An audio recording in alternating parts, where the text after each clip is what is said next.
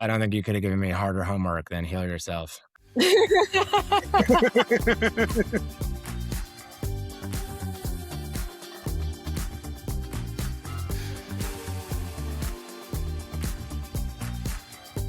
Hey everyone, welcome to Where Brands Get Their Edge. If you are a marketer, we've got the tools. If you're a founder, we've got the truth. Today we are talking with Chelsea and Jennifer from Doyen, and we are going to focus a lot on recovery, addiction, and how that affects everyone from founders to your employees to everyone around you. And this is unfortunately something I think a lot of people have dealt with. I want to introduce also my co-host Amanda again. I want to do a segue and hit you with the addiction thing, but I felt like that was mean.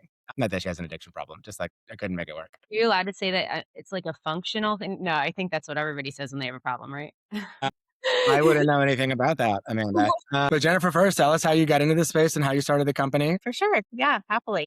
I just entered this space wanting to figure out why my family was the way that it was generationally on both sides. Big Italian families, lots of drama, lots of mental illness, lots of addiction. I'm fortunate enough not to have some of those, but I guess the other ones, and just wanted to learn more and understand it. And then over time, really just learned that this is my jam. This is what I was meant to be doing, and have a lot of comfort in working in chaos. So I'll let you figure out what that meant about my childhood for the novice therapist in the world. But yeah, just ultimately driven by the passion of how do we support people who fall through the cracks, who might not have otherwise been able to find support and answers and relief and et cetera, et cetera. So, from figuring out my fucked up family to how do we save people's lives if we are so lucky to do so. And then Chelsea, how'd you get into it? I stumbled upon this a little bit, but I would say as well, unfortunately had a tragedy within my family that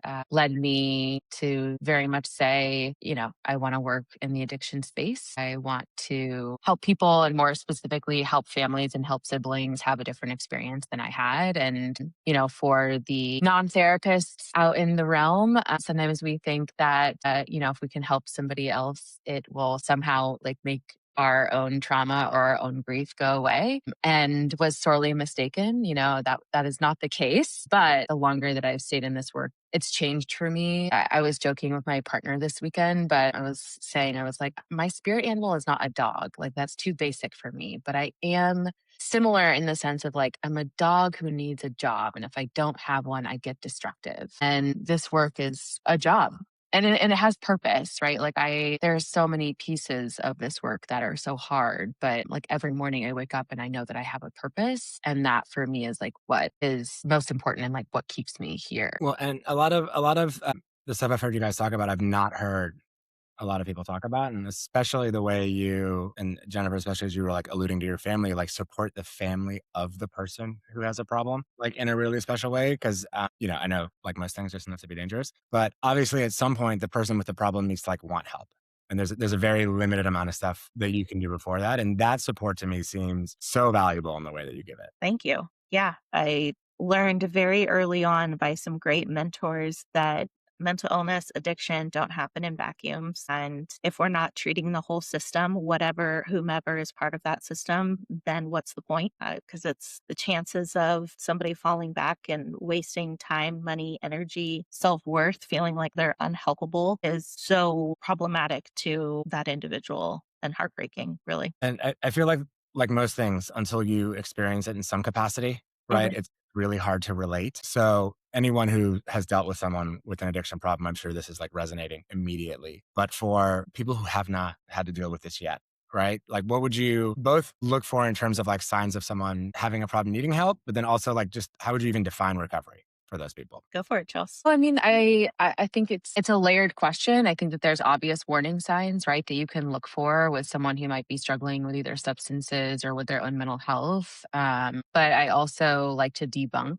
the kind of classic idea or stigma that comes with what an addict or a person struggling with substances looks like. And because just to layer on that a little bit before you jump into it, because Sure. especially because in the entrepreneurial community, but also just culturally, alcohol, drugs, everything's becoming more okay and more rampant and more socially acceptable, right? And so especially when someone is high functioning or successful, it's much harder to convince them, or even, for someone on the side to think that oh, something's wrong here. Is there something that families or individuals say that and when you hear it, you immediately know how, I guess, serious the situation is? Like, is there something that you hear? Are there like specific words or a sentence that you hear over again? Yeah. I mean, there's kind of the classic.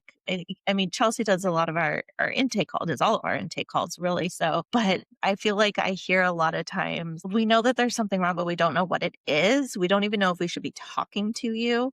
And I will tell you 10 out of 10 times they should be talking to us. Like once we dig in, it's like, absolutely. But I think sometimes, most of the time, changes happen so slowly over a period of time that families or whoever's in their lives get the slow adjustment to it. And then, so there's this level of, well, this is normal, I think, but it's starting to kind of become less normal. And there's like that little red flag that's going off in their heads. Like, I think there's something going on, and or there's like a big event that takes place, a crisis that occurs, but that's separate. Would you agree, Charles? Yeah, it for me, it's like I just don't know what to do anymore. Is or like we just don't know what to do. We don't know how this time is going to be different. And I think I don't know so much if it's a phrase, Amanda, as much as it is like just this general feeling of like hopelessness and distrust. Because also like within the recovery or behavioral health or mental health space, I think there's a lot of crisis intervention that does more harm than good, or that is just a band-aid and doesn't actually like fix the problem. And so yeah, I would definitely say it's more of a feeling. Let's dig into that a little bit because I think everyone's seeing like an intervention on television, but what are the things that people are doing right? And you were saying things can be better. What are the things they're doing wrong? Because I imagine a lot of people try to wing it, right? Like they call all their friends and they get in a room. Oh, yeah. I mean, the amount of times we get a phone call, it's like, yeah, we tried to do our own intervention a couple of years ago. It just didn't work. It's like, oh, not, shit. not gonna lie, Mhm. that probably would have been my first move if I I was in the get situation. it, right? I get it. Yeah, I can yeah. appreciate it, I but for just an talked with somebody intervention, about this week. don't do it. Or And the what other Nice. day. happened? Oh, well, I mean, here's what I would say is that like intervention, a lot of times like a successful intervention is defined as the person has entered treatment. Period. And that's it. And it doesn't matter how we got them there, right? Because ultimately, like how an intervention can take place is someone is pressured, forced, blindfolded, kidnapped, right? There's awful ways that people get there. But I would say the most kind of common approach is compliance. And with compliance, that's more about the external world, right? It's about making these people happy or getting these people off my back long enough so that I can go back to doing what I'm doing. It isn't about internal motivation, and it isn't about an internal desire for something different or even an awareness that or hope that like I could be deserving or have something different, or do I even want it? So I would say for me, like one of the biggest pieces is like destigmatizing like what success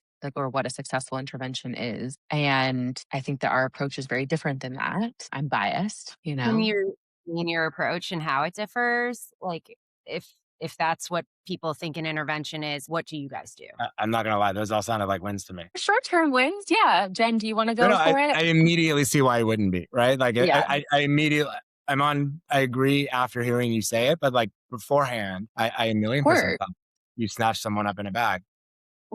And then the treatment did its job. The idea that they were just like placating you to get back to what they were doing never even entered my mind. Yeah. My question to you would be, would you feel that same level of success if after 2 of the 4 weeks that that person went to treatment, left treatment and never talked to you again? So I think like that's our motivation for it being different. And there's a lot of research, Surgeon General has put it out that type of intervention that you see on TV, the surprise, we're all in a room, sitting in a circle, we have our letters, and we're cutting you off unless you go to treatment, what a relationship, monetarily, whatever it is, just doesn't work in the long term. You can get somebody through the doors of treatment, but it's the chances of them staying and effectively following the aftercare recommendations, which is usually up to a year of like continued step down services, doesn't happen because the person's not internally motivated, like Chelsea was saying. So how do we do it differently? That's a good question.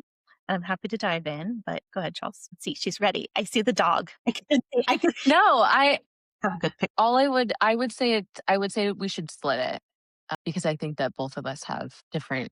You don't have to take turns. It can just be a conversation. Yeah, see, we're Okay. therapists. We don't really do No, Yeah, like, we're like used to listening, talking, listening, Is that talking. part of it? Is that But part isn't of that how you also a conversation? Yeah, totally. absolutely.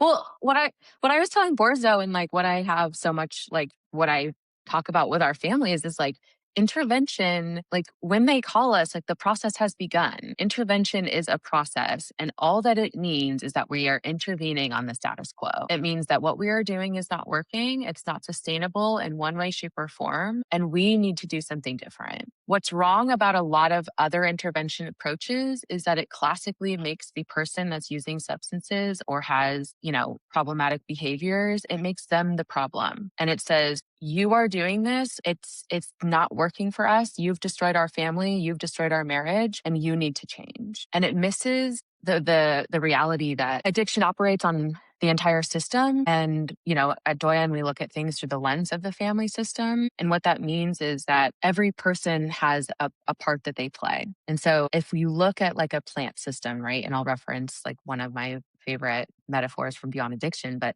like a plant system has all these little different parts, right? And there's a homeostasis. That means that everyone does something to keep the status quo. And a family system operates in the exact same way. The homeostasis, and Jen kind of referenced this earlier, right, is like the normal, like it slowly becomes this normal over time. And you'll hear families ask, like, I don't even know how we got here, right? And they make these little concessions or these little changes just over time And I'll until just there's a, interrupt real quick since we're, yeah, this whole yeah, yeah, conversation yeah. as an example is to the point where people have been physically abused, violent situations that have occurred multiple times and have created a story in their head that that's normal. I There's a wish it bug. was though, like that would have been Just so we're super clear, the person who needs help has abused a family member multiple times, yes. and they're just yeah. Yeah. Do you guys ever get into this and you're explaining the whole dynamic, family system, whatever, and have the family member who called like recoil that like, what do you mean I'm part of the problem? Yeah. Yeah. Well, and that's the hardest part, right? Is like I do intake calls and I try to set that expectation very early that, we do this differently, right? And part of our approach is about families taking partial ownership that what they're doing is also not working. There's a great line of, when does help hurt, right? Or is the way in which I'm loving this person actually not loving at all? And the most loving thing that I might be able to do is the exact opposite of what my intuition tells me to do. But yeah, I mean, telling a family member that they are part of the problem, especially, I mean, I'm not a parent, so I say this so humbly, but like parents who are like desperately just trying to keep their children alive. And we are having a really difficult conversation about your help is hurting them. I mean, It as a is, parent, yeah. this is top 3 nightmares for me, and because I'm, like, not in it, like, at this point, I 100% would understand that, like, I would be responsible and my role would be big in it, but I could see if I had gotten there, right, like, fast forward 15 years and it's a real problem, I could see not wanting to own that and Yeah. not wanting to. I mean, I'd imagine Yeah. that might your biggest barriers actually is the whoever's enabling and really like has this whole idea of this is the person with the problem. I don't have the problem. I feel like that would be really hard to communicate and get them to participate in the help and the therapy.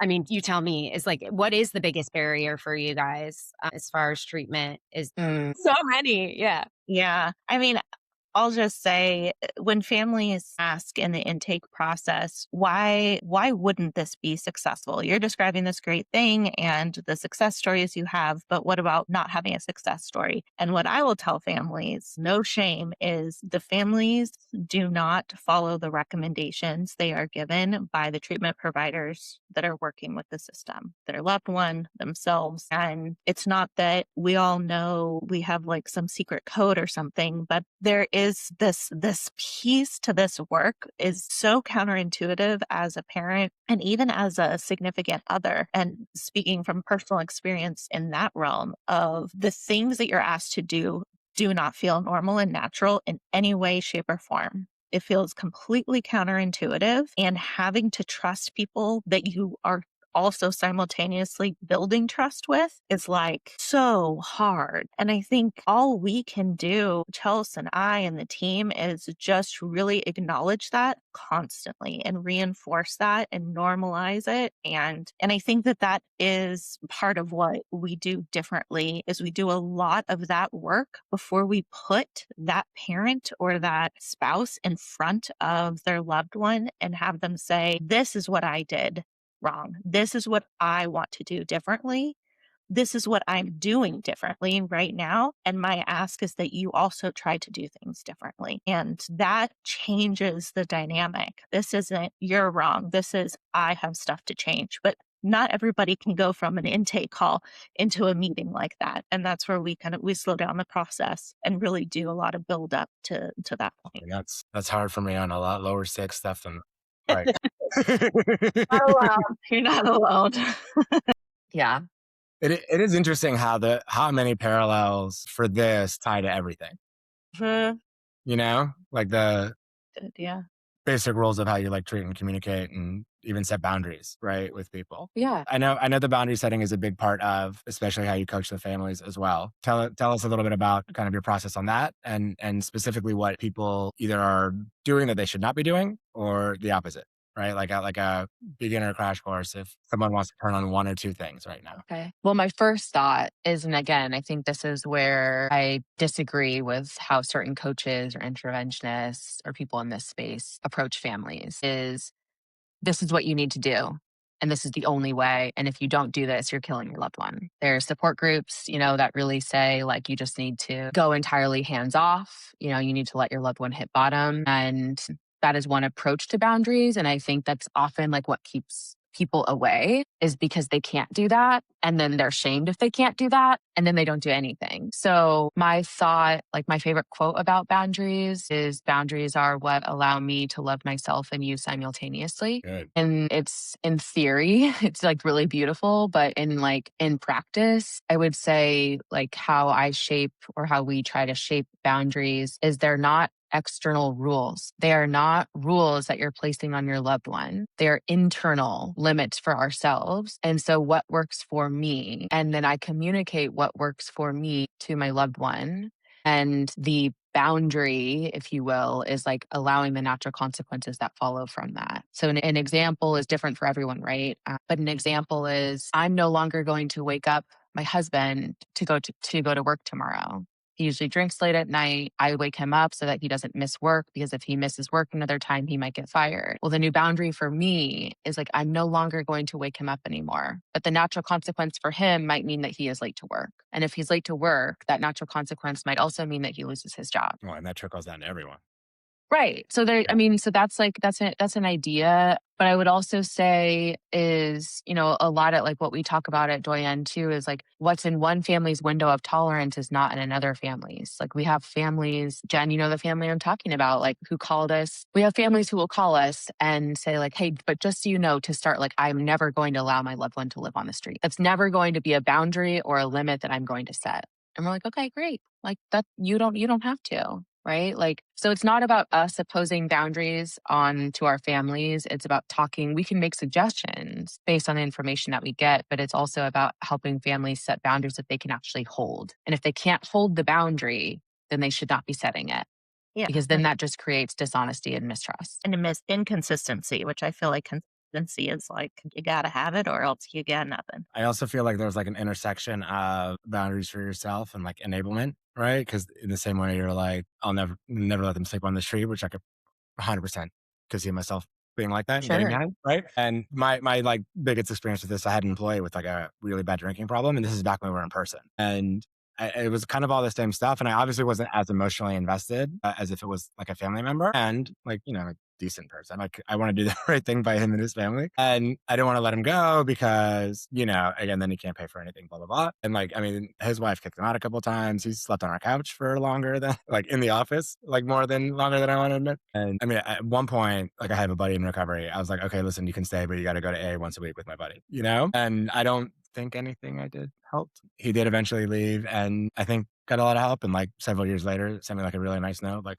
thanks for trying. but it is, it's such a tough spot, right? Like that intersection of like where the line is and how to like push someone to. Well, and there are a lot of things at play too. It's not just, so you said you had an employee that had a problem, but you also had another employee that had like a problem with hard drugs earlier in person. And one thing though was this employee was extremely talented, right? So it's like you're enforcing boundaries, but you're also like, I want to keep that person on. I want to keep that person engaged. I want to try to help them, and I also don't want to lose them. I don't want to get rid of them because it's about very talented person. So that's just a whole other layer. It's interesting, but yeah. Yeah. Yeah. But that's also like when we look at that through the lens of family systems, right? Is like, ooh, if I set this limit, right? Like we have this homeostasis, this person is high performing and like it is going to cost me something if I set this boundary, right? Like because either he's can't work here anymore or he has to go to treatment and these are real like normal thoughts, right? But like there is a loss and consequence, on everyone no matter whether we're setting a boundary or not. Well, Yeah. and of mine, I think one's doing well now. I might check in on him because I haven't heard in a bit, but the other one passed, and like Yeah. it's sad and it's tough, but like it's still just someone I work with. You know what I mean? Like when it's family, I can't even imagine like the pressure and heat and not just what the family's dealing with, but like you guys jumping in and just having to carry that, Is there anything you guys do differently within your own families from from all that you've learned as far as like cultivating relationships to begin with? I mean, I don't know if you have children or not, or like, the way that Borzou is like top 10 nightmares, just like wondering if there is anything preventative, because obviously you can encounter trauma in a lot of different ways that can cause situations, even if everything, even if you do everything in your control that you think is the right way. But is there anything that you guys have done in your own relationships proactively? Man. Yeah. I'll jump in first and just share. So he's almost 5-year-old son. And like everything that I know about this work is like a blessing and a curse because I'm like, did I say that right to him? Did I allow him to have his emotion? Is this going to traumatize him forever? And then it's going to become my client and I'm not going to be able to pay for college. I'm going to have to pay for treatment and like it's consuming. So, I have my own therapist and spend a lot of time there discussing and checking these things out. And I just, what I have been told and what really resonates with me is if I'm the healthiest version of myself, that is the best thing I can give my son. And outside of that, I don't have a lot of control over what happens. And as long as there's that secure attachment, which I'm like, thinking about all the time, the likelihood of him being able to be resilient and roll through the punches of life are going to be better. So that's my short answer. Thank you for sharing that. I don't think you could have given me harder homework than heal yourself. You're fine. And sometimes that involves, kicking out baby daddy, and that's not fun. And I had to do that too, So, and what consequences does that have? And oh gosh. Yeah. Kelsey, what about you? This is an interesting Yeah. situation. I think two parts. Like one, like just Borza, you were talking about like just like how heavy it is for us to carry this, just like the nature of this work. I think like the biggest thing for me in my own personal life is finding like ways to just like have fun and like restore hope and humanity and in the world outside of our work, because it can be like really dark and very heavy, like just like the stories that we hear and like just the emotions that we hold. And so I find like levity and, outlets for myself as like an absolute necessity and breaks. Right. Relationally, you're going to fuck up your kids. You're going to fuck up in your relationship, like no matter what. And everyone is so obsessed with being like the perfect parent or the perfect partner. But, in my experience, both personally and professionally, is like, it's actually not about being perfect, because perfect actually like keeps like that actually makes like more distance between you and whoever you're in a relationship with, because that doesn't leave any room or teach anyone like that it's okay to make mistakes. Instead, it's much more about like when we fuck up, how are we repairing? Are we acknowledging like, hey, I've been a total, like asshole, right? Like the last week, and it's really not about you. This is what I have going on in my life right now that I haven't talked to you about. Or, as a parent, and again, like I say this humbly, like not as one, but just acknowledging like wow, you know what? Like, I didn't know what to do there. And this is how I first did it. And like now after the fact, like, I wish I would have done this differently. And I hope that, I hope that you can know that I'm sorry. And if you have any questions or if you want to talk more about this, like, I'm here. So for me, it's just all about like really like humility. And I think too, just like sometimes there's people think like, they're a therapist, like, or they're a mental health professional, like they have it all figured out. And it's like, no, like we're just humans. Like, and if like, We no, just have like we're just for it. That's all. yeah, yeah, we have different language for it, but, like, we're stumbling through the same things in our own lives. By the way, I understand why you do that I'm not a parent caveat, but I would argue that that might make you better positioned to give this feedback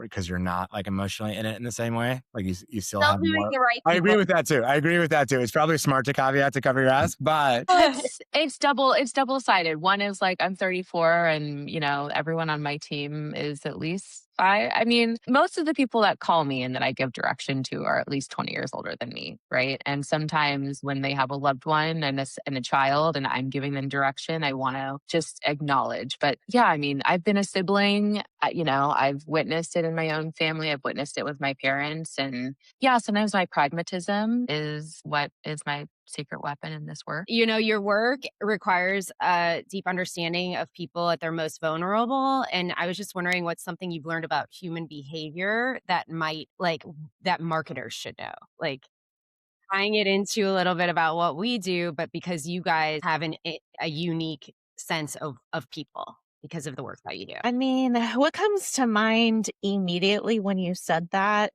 was connection. That humans, I mean, we're bred to be a part of a community, we're bred, yeah, like this, it's built into our DNA. And so much of the maladaptive coping behaviors that we see are because of a lack of connection within themselves, within their community, within their nuclear family. And I think that's when you can facilitate that, you can call it out and facilitate some of that connection, you'll have somebody for life. I mean, I have clients that I've worked with for years, and I think that it's because of that connection, the humility, and yeah, just genuine care. Chance, do you want to add on that?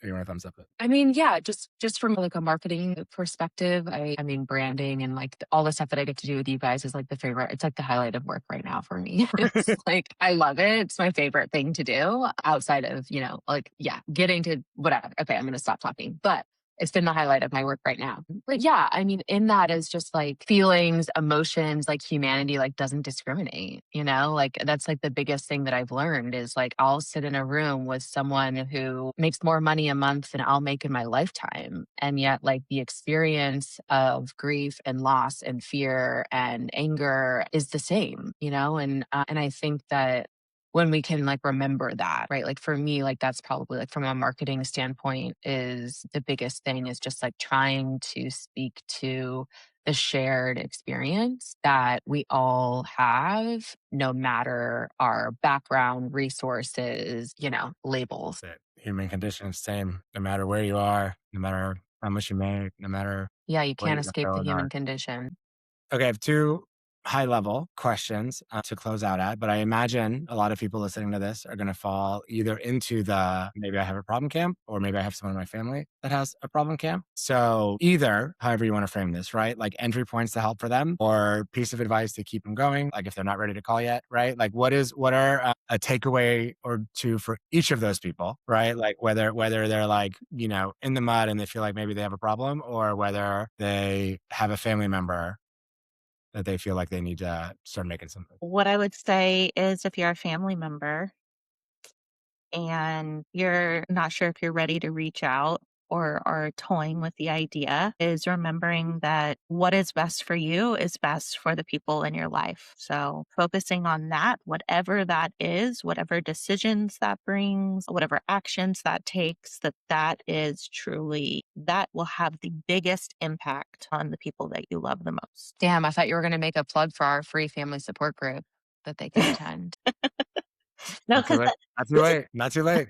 I think that's a great resource. We'll put it in the link. It's linked somewhere when I post it. Okay, I love that, Jen. I agree. My thought is just beginning to talk about it. And that, like, something I'm really passionate and what I would say that's changed since I started this work is like a lot of people, if they think that they have a problem or if they have a loved one that they're concerned about, is like it's so black and white. Like if they're struggling with substances, they need to get sober, they need to be abstinent, they need to go, to this program. And, people who might be struggling are like, I'm not an alcoholic, I'm not this, I'm not that. And so I think like one of the best things that we can do is like just invite those people to be curious, like to be curious about substance use, to be curious about other behaviors that they use in their life that maybe they're sometimes having problems with. And like anything is like, we are in relationship with things. I'm in relationship with food, sex, people, substances, and relationships ebb and flow, right? I grab onto more things maybe when I'm stressed or maybe when I'm scared or I'm grieving. And if we can be curious about it from that perspective and get to know and understand the relationship with something, it's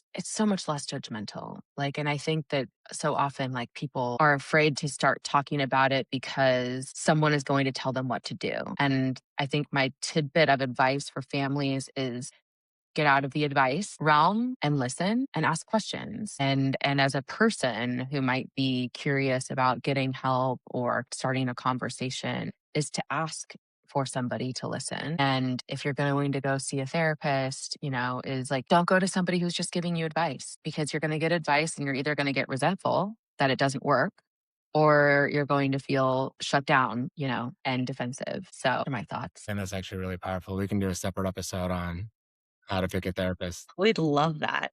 I We would have love that. thoughts That on would that. be so fun. All right, everyone. Comment if you want it. And Do we'll it do right now? Like, do you like what? it. I want to know how to pick a therapist. Yeah. Seriously. We have a special service line for that, so now I'm getting my marketing in right there. I will say, let's make it another episode, but I will link Chelsea and Jennifer and Doyen and both the free family program and the special service for that. But I am serious about doing another episode too. Yeah, cover that. absolutely. But it was great having you guys. Chelsea, I try to make our calls fun anyway, but I heard permission I can dial that up, which is great. But it was great having you guys. Thank you. Thank you guys. Appreciate it. Thanks, It was a guys. pleasure.